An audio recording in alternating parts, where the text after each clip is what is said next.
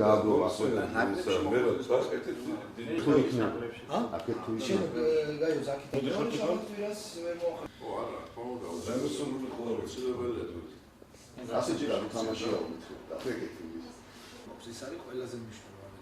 ყავს 3-4 სპორტი შემდეგ ხა დიდები რასაც ქვია ჭადრაკში მართლა თითოეულზე რომ შეიძლება სალომეს აკეთო. ბევრი შრომ არ საჭიროა. საერთოდ პრობლემა არის.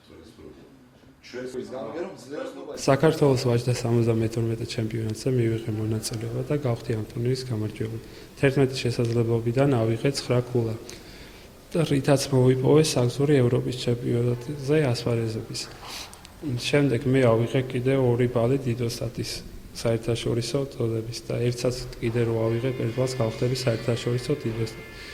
ამ ტურნირისთვის მე თავიდან მემზადებოდი თითქმის 5-6 თვე შრომობდი რომ კარგად მეთამაშა და შედეგიც დაფასდა. ჩვენ თავზე ვერ მივიწერთ ყველაფერს, ცით გამარჯვებას და წარმატებას ამ ახალგაზრდისა, მისი ნიჭი, მისი უნარი, მისი შრომის მოყვარევა, რომელიც განაპირობა ის შედეგი, თუმცა ამ შეხვედრაზე ჩვენ შევეცადეთ გაგვერკვია თუ რა შეგვიძლია ჩვენ გავაკეთოთ ამ შემთხვევაში ზოგადად სამინისტრო თუ სპორტის დეპარტამენტი ჩვენ ყველაფერს გავაკეთებთ იმისათვის რომ ევროპის ჩემპიონატზე მიემგზავრება ბატონი გაიოსი შემდგომ კიდევ გეგმები აქვს ძალიან კარგი და საინტერესო და შევეცდებით რომ გვერდში დავუდგეთ საქართველოს დამოუკიდებლობის ისტორიაში პირველად მოხდა რომ აჭარიდან ყავს საქართველოს ეროვნული ჩემპიონი ასე რომ საომავლოდ ემზადება გაიოზი ევროპის საგზურის მოსაპოვებლად ეხლა იქნება მას გაემგზავრება კაზანში სადაც იქნება შეხვედრები ანუ სასწავლო შეკრებები და შემდეგ არა მხოლოდ გაიოზი სალომელიაც გახდა ასევე